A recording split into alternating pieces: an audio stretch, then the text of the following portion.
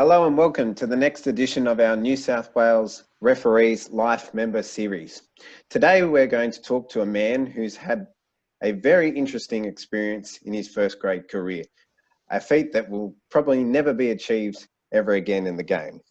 It's Life Member Barry Goldsworthy. Barry, how are you? Very well, thanks, Daniel.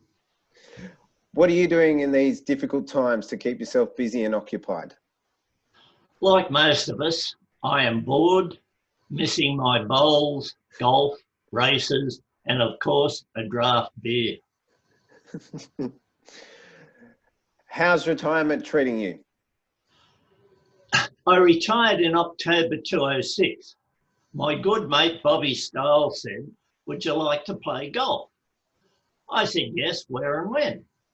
The course was Sefton and the head-off time was 6 a.m. of a Wednesday morning. I said okay, but in the back of my mind was the thought that 6 a.m. head-off in winter is not for me. So the plan was to play until the end of daylight savings and give it away. Here I am, 14 years later, still playing every Wednesday with this great group of blokes.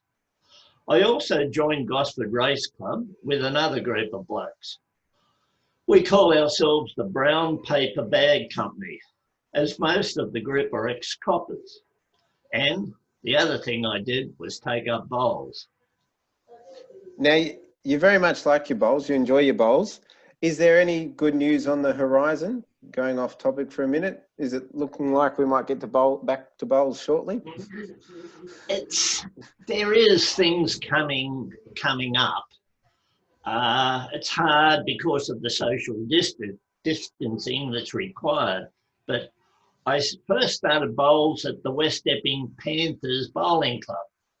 It wasn't long after joining the club that Panthers closed the place down. So I joined Brush Park. Carlingford Bowling Club now has taken over the Brush Park Club. There must be a message there. Maybe I am the problem. I don't know. I enjoyed the competition bowls brings, and I have been fortunate to become a club champion in minor singles, pairs and triples. Now, you're very heavily involved in your bowls there at Brush Park. Can you tell us a little bit about your involvement? You play, I've got some pictures here, you're emceeing and you're also doing some working bees and some work with the blokes down at the bowls? Yes, because Brush Park was how could you say, doing it, not going well financially. We had a lot of working bees and ultimately Carlingford took us over because of money. That was it. Bottom line. We owned the place and yeah, they've got the money. And what made you choose Brush Park? Is that nearby? Is that close locally, or the people? Did you know Brush someone Park, there? because I started at West Epping Panthers, and it is walking distance, so to speak, and you do that because I don't mind a couple of beers. Now, before we look at your refereeing career, can you tell us a little bit about what working life was for you before you retired? After completing the leaving certificate in 1962, I joined the Metropolitan Water Sewerage and Drainage Board in 1963. That's the Water Board, or Sydney Water as it's called today. I joined as an electrical trainee draftsman. 43.7 years later, I retired. The kids call us a dinosaur, like. In that time, I progressed from managing the Illawarra Water Treatment Plant and the Warrenora Water Treatment Plant contracts. And this picture on the screen, this is you receiving that was receiving my 40th year long service award. That was on Warren Hart's on the left. I don't know the big bloke on the left. He must have been someone in the development division. And that's quite a feat, being with one company through your whole career. That's quite a credit to you.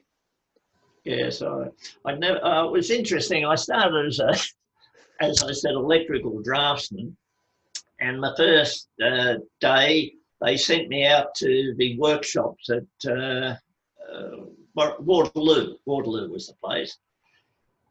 My job there, I went down to the storeman. I went down to the workshop, and my job was to do a schematic diagram of an auto transformer starter. Well, I didn't know what a schematic diagram was, let alone a auto transformer starter. So anyway, the foreman says, okay, go over to the store and get us a long way. Well, I sure did.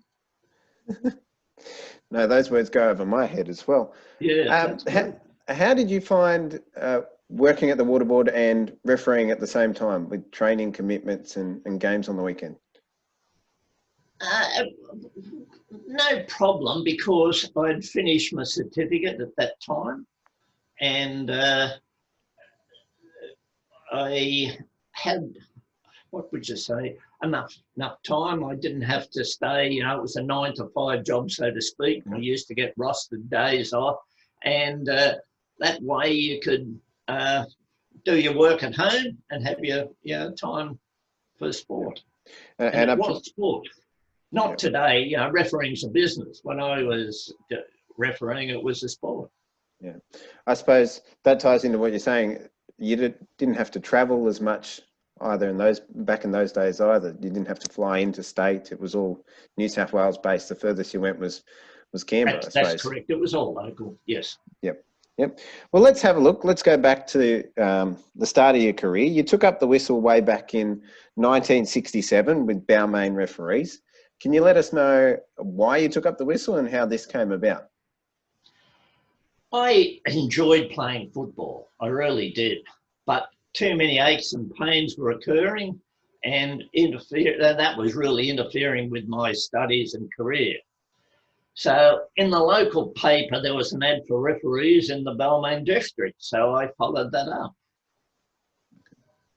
And what position did you play as a player? Well, I was a small bloke. I was 5'8". Back then, I used to be, just small. Now I'm 15 stone. Back then, I was only 8 stone, 9 stone. And what age did you retire from playing? Do you remember? I'm sorry? Do you remember what age you retired from playing the game?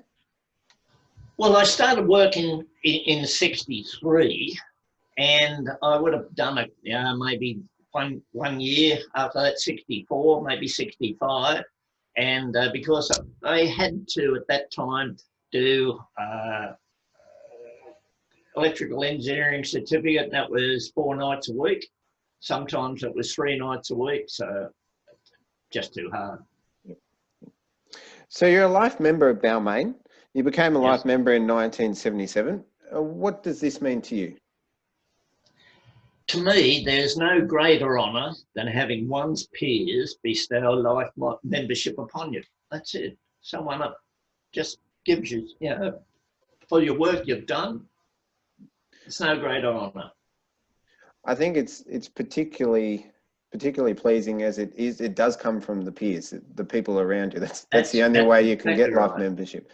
And that's correct. I suppose you're very fortunate in the fact that I will touch on it later on, but you're also a member of New South Wales, a life member there too. So to have multiple life memberships is a credit to yourself. So you're graded into the New South Wales ranks in 1970 as member number 618. How did you find out that you were graded in those days? I received news by phone. I honestly can't recall who the caller was, but it was definitely a Balmain member. It could have been Brown, it could have been Neville, it could have been Austin Shiner. I honestly just don't know who it could have been. That's a long time back. Yep. Now, you were regraded in 1977. Can you tell us a little bit about what happened between your initial grading in 1970 and then rejoining the graded ranks in 1977? My my initial grade appointment was a second division, second grade centre. Coming from a district without A grade, it was a hard challenge. As for the regrading, I honestly can't remember why I got out. Thinking back, there were lots of things happening at the time, and it could have been one of these. To return to the district to referee, maybe I got dropped, or because the youngest daughter was sick with the tumour, it was a very stressful time. I definitely cannot recall the events leading to getting out of or returning to grade. But many years later, with one of my good mates, Bobby Stiles, he told me this story. He said, what year was it? I think it's 77. He said, I was a P to get bloody greater than you. Took my job. I remember that. That was about 87. He used to tell me that story. And from then on, till he passed away, he used to always say that. Well, I suppose fortunately he got graded after that, not long after that. He did. He did. That's correct. Now, your debut comes as a first grade referee in round 7 of 1979. The match was Newtown versus Eastern Suburbs at Henson Park. Do you remember how you were informed of the appointment? What were your thoughts leading up to the match, and then how was the experience itself? I received a phone call from Arthur Neville about the appointment.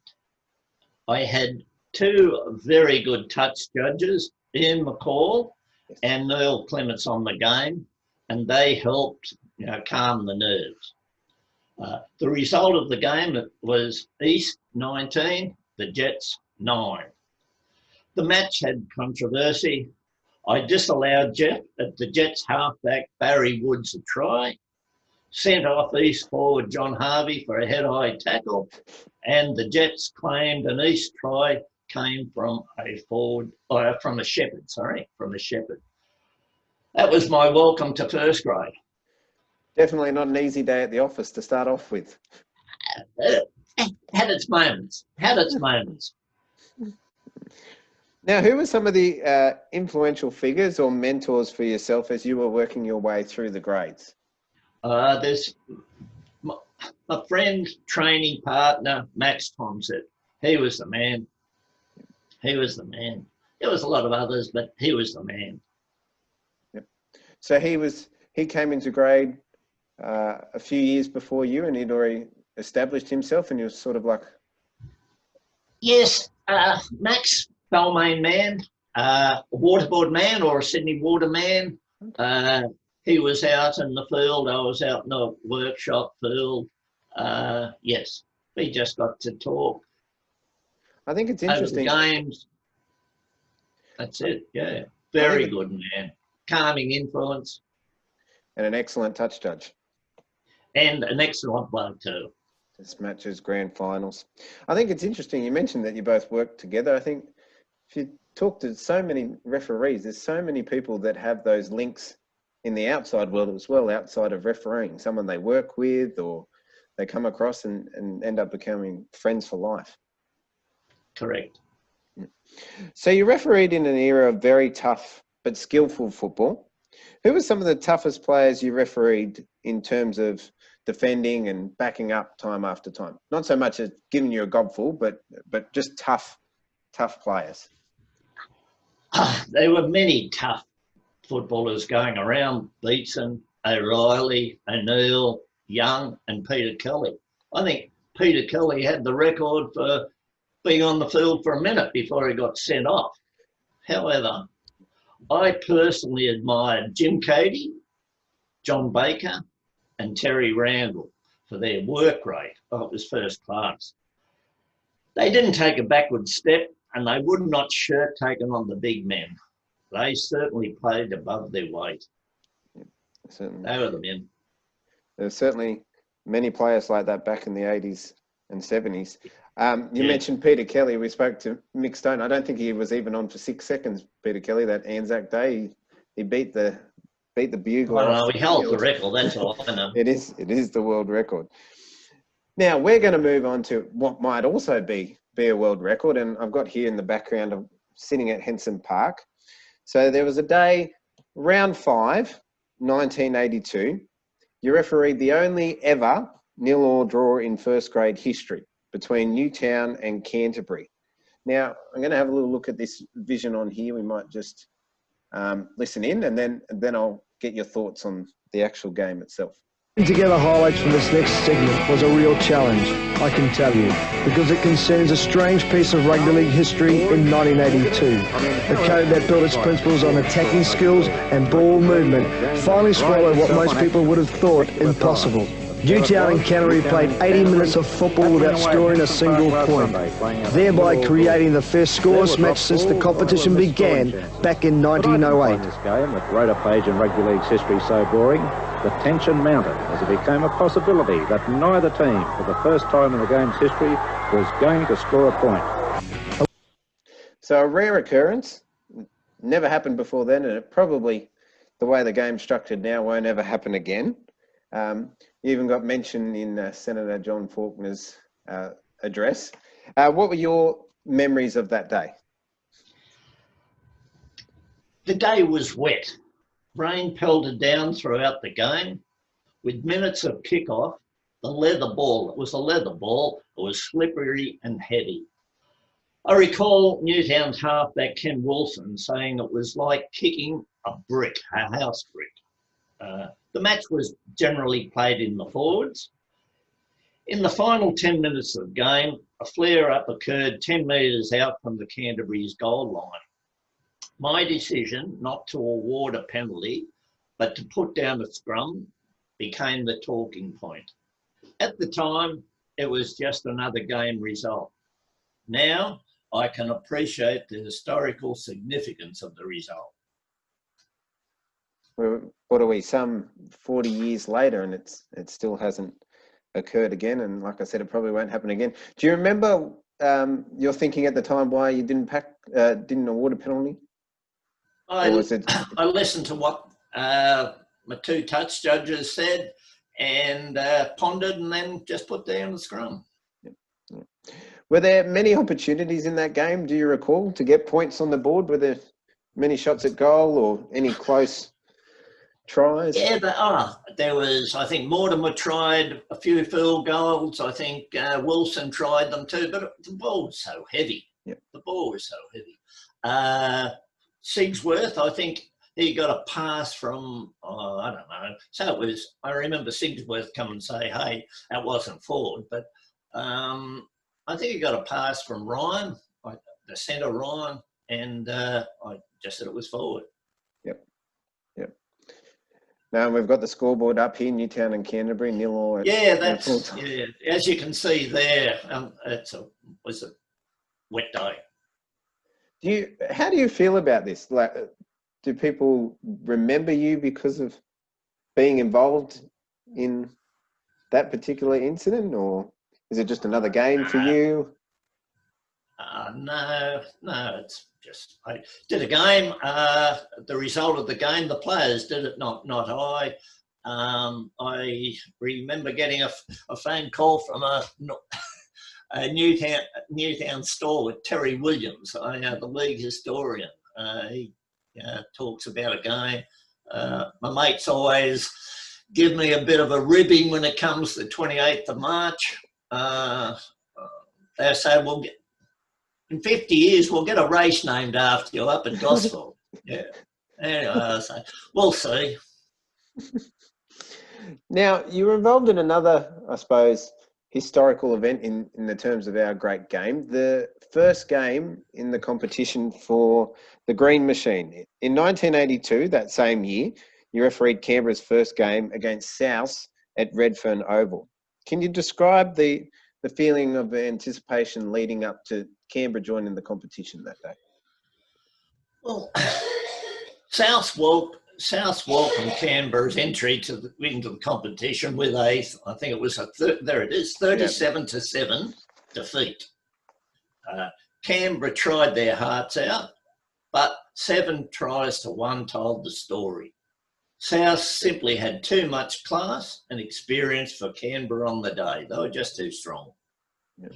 Canberra was in it a bit before half time, but after that, South were just too classy, too strong. And I think looking at the names on that team sheet there, they were very workmanlike, the Canberra Raiders. They were amateurs from out in the bush, and then they slowly over time built up their playing roster and became the powerhouse they were in the late 80s into the early 90s. Oh, David Grant, David Grant, he was he was a strong man. Yeah. He wouldn't take a backward step, that man. No, very humble beginnings to start off with, but then like everyone, we've gone on to bigger and better things since then. So without all games being televised, and certainly not televised live in the 70s and 80s during your career, the newspapers were the main form of communication. How did you handle scrutiny that came from these quarters on a regular basis? Some Mondays were very difficult at work. There was no place to hide. Everyone had an opinion. But on the flip side, it was, they would say, oh, what a great decision. So that was it. Basically, you get the good and the bad. Yep. This is a question without notice. Did it ever impact on your family at all? Yes. Did you ever worry about what might come their way?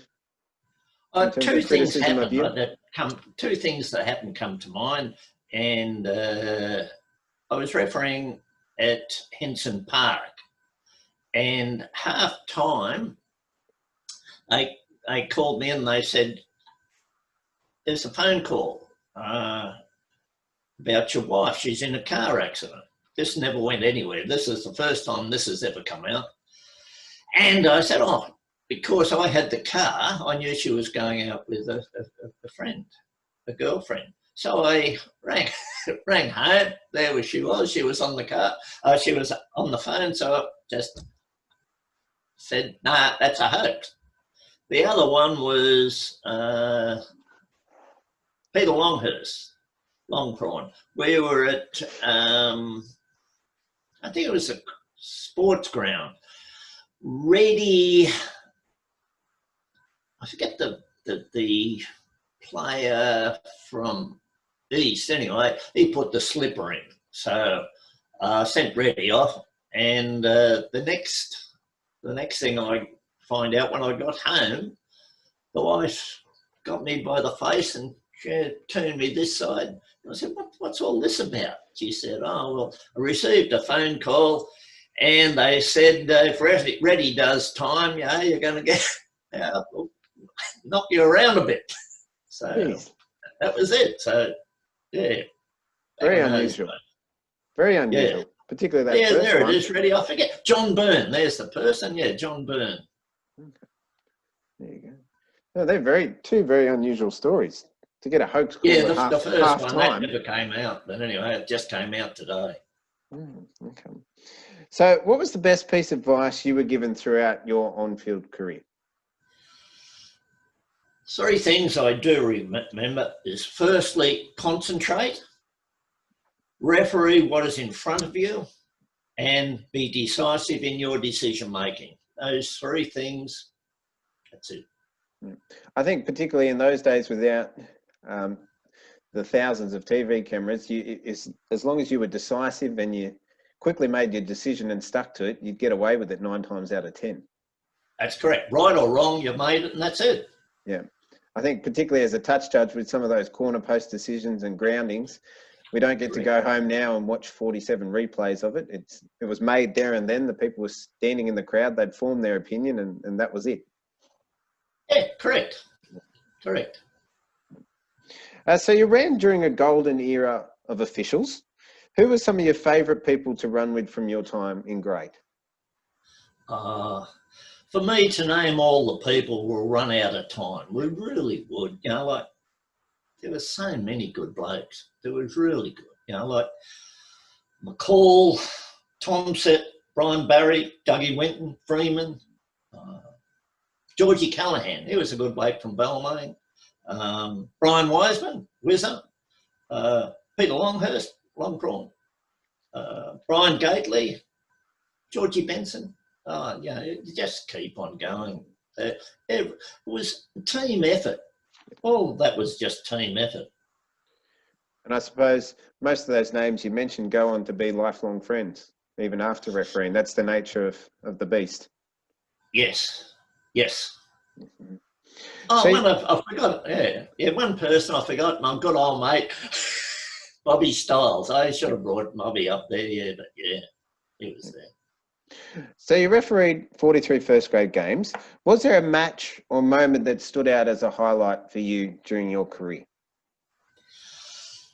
Well, firstly, it would be my initial first grade game, which is Eastern Newtown, which I've spoken about, and my last game, St George and Norths. They're the ones that really stand out.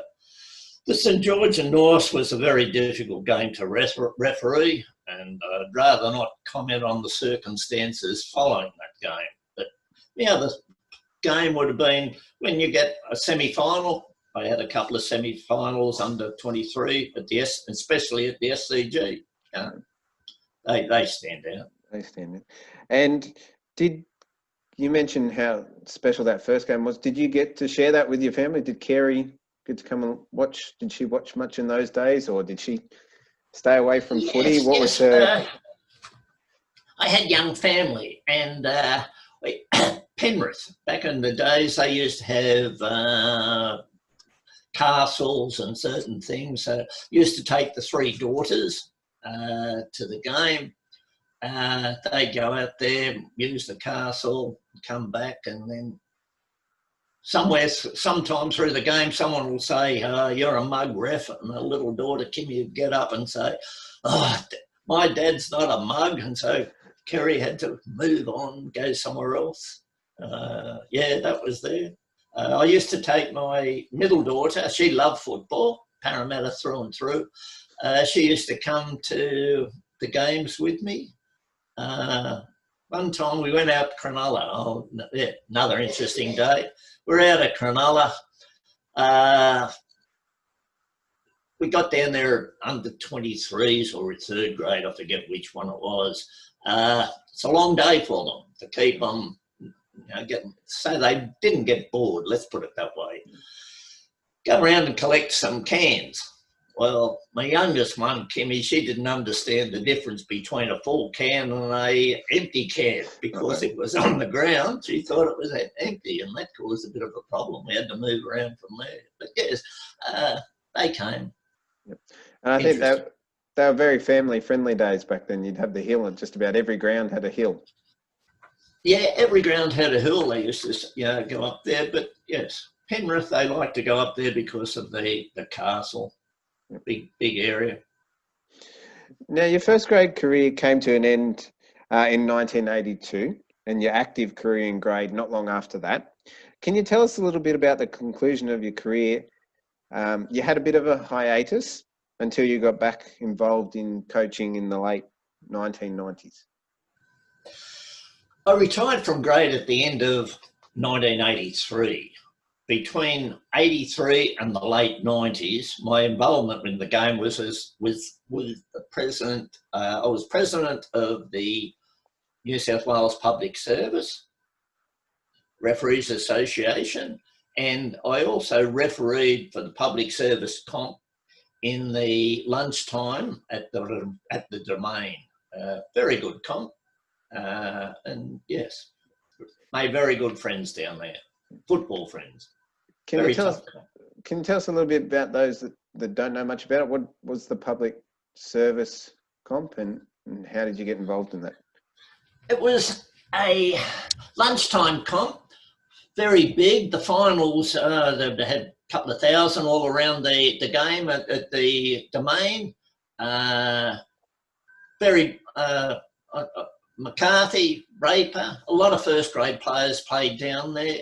The Hughes brothers, many from South. It was all public service organisations put teams in. There was 4 grades. All of that diminished with regards, I think, equal opportunity. There was more women coming into the workforce than men. So it started to fade away. The public service used to arrange a tri-state series. They had a game. They used to have games against Queensland and ACT, and it used to go around once it'll be played in New South Wales, Sydney, up to Brisbane and in Canberra.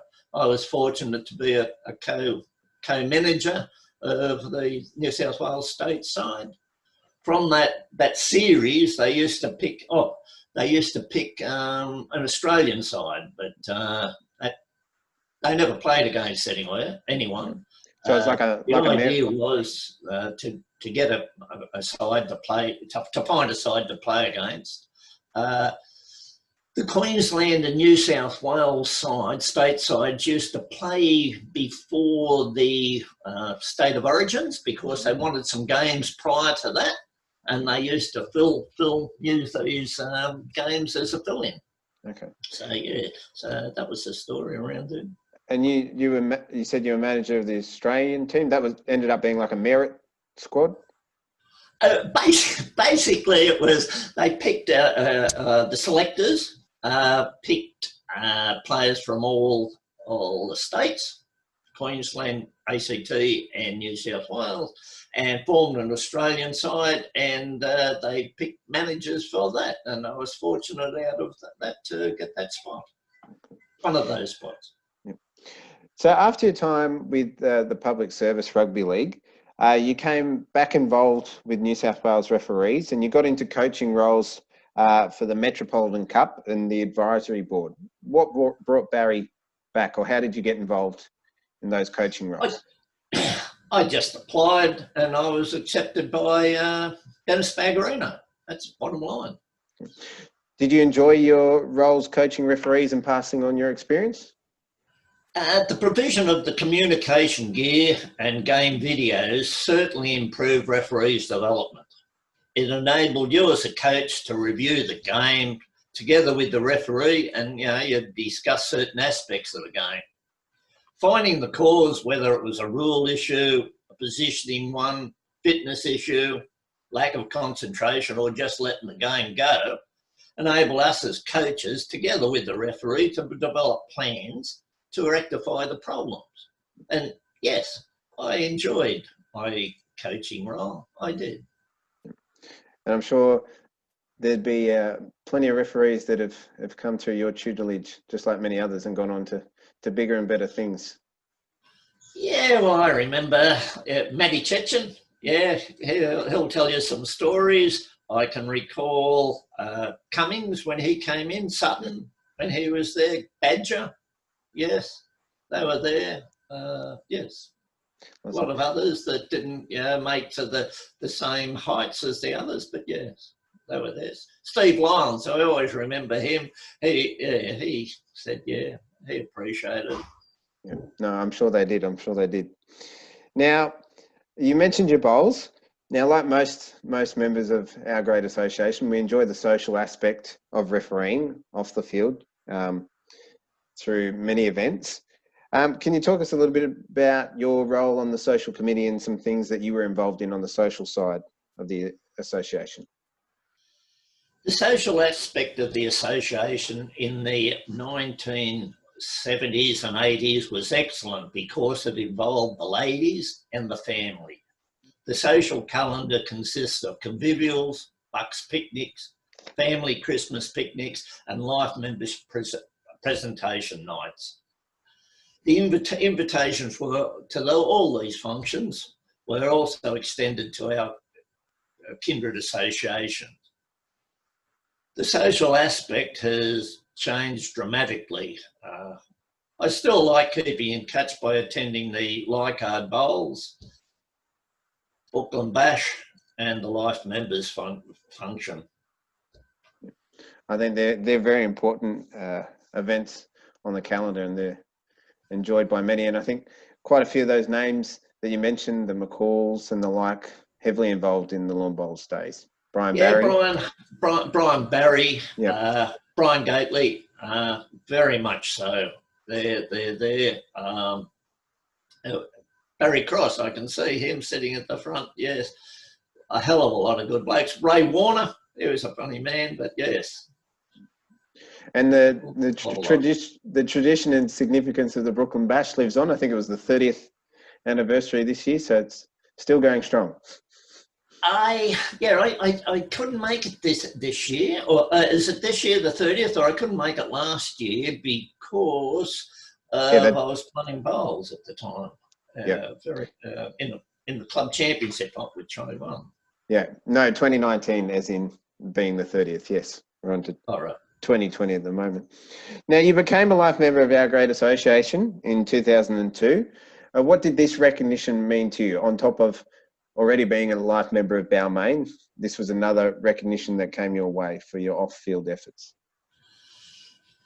As I stated before, to me, there is no greater honour than having one's peers bestow life membership upon you. That's it. You know, you got your peers. That's it. Do you remember anything of the night where you received your blazer? I had about 4 friends, right? 4 couples, might be 4, might be the number I forget. It was great having friends there on the presentation night. It was very good, and I don't mind celebrating. Now, before we finish off and head into our Fast 5 either or to finish off, I've been asking all the life members, particularly in this time where we haven't got footy, but thankfully footy's on the way back. It's not too far around the corner. What's one of the biggest benefits or one of the biggest things that Barry Goldsworthy has taken from refereeing, or refereeing has given him over his many years of service to the game? Meeting great people, good mates, and that's what it is. Just when I started, refereeing was a sport. Now it's a business, and with so many people that you got to meet, become very good friends with, and you have that for life. I do like socialising, and when they're socialising, the stories, they just change. Got nothing to do with the fact. It's which is good. They're always embellished, and that's what makes the company really does. I think it's hard for people to understand outside of refereeing, but the friendships you form, they're so deeply embedded that even at events that you mentioned before, like the life members luncheon, that's once a year, you can go that whole year without seeing somebody, but then come back and you pick up the conversation within 2 minutes. It's like you've seen them every day of the week. That's correct. That is correct. I wouldn't see Stoney for a year. Wouldn't see him. Frank Leonard, the same thing. Brian Bonney. I loved sitting next to him on the life members day. Yeah, we just seek each other out and sit next to each other, talk trash, so to speak. But anyway, it's good. Yeah. All right, we might head into our Fast 5 either or to finish off. Barbecue or tomato sauce? Definitely tomato sauce. Definitely. Good man. Now, Ford or Holden? Holden, man. I'm not a car man, but Holden. I had them all the way through. I was going to say, did you own a Holden, a Tirana, or a Monaro in your earlier days? Yes, Monaro. My father-in-law had a Monaro. Yes, Monaro Coupe, limited edition, and yes, couldn't say or couldn't keep it because we only had one garage. But I sold it to a bloke. And he's named his daughter what was it? I don't know if it was Tirana or Monaro, one of the two. Anyway, it was a bit in the paper about that. Yeah, that was interesting. I wonder how he got that past his wife. No, that would have been worth a bit of money too. My dad's into Tiranas and restoring Tiranas, so if you had kept them, they would have been worth a bit over the years. Oh yeah, well must have been. I was still working. No, I gave it up after I retired. So that was I would have given it up in 2007. I used to take that to work, And yes, it would have been 207 when I got rid of it. But when I got rid of it, a chap came past and rat-a-tatted on the door, and he said, "You still got that Monaro?" And I said, "Oh, no." He said, because I told him what the price I wanted, and he said, "Oh, I've just got the money now." I said, "All right, now, bad luck, you know." That was it. Oh, gosh. Now, the next one. Now, State of Origin was sort of coming to the fore as your career was ending. State of Origin or Grand Final in terms of the spectacle? State of Origin, they got 3 of them, and that's me, State of Origin. Yep. Beach or snow? It's a beach. And the last one, we got a very funny response from a fellow Balmain member. Money or free time? Free time. Free time wins all the time. Well, thank you, Barry, for your time this afternoon. It's been very enjoyable and very interesting. For someone who I haven't met yet and haven't had a lot to do with, it's been very enjoyable listening to your stories and talking to you about our great game of rugby league. Do you look after Carey and your family in these times? And hopefully we're almost done. We might not have to hear about the word social distancing anymore, but I think it might be with us to stay. But we're almost out of this. So take care of your family and stay safe. Thank you, Daniel. And I like to meet you face to face too. Thanks, mate. I think hopefully we can catch up at the Life Members Luncheon this year. Yes, for sure. Thanks very much. Bye for now. Bye.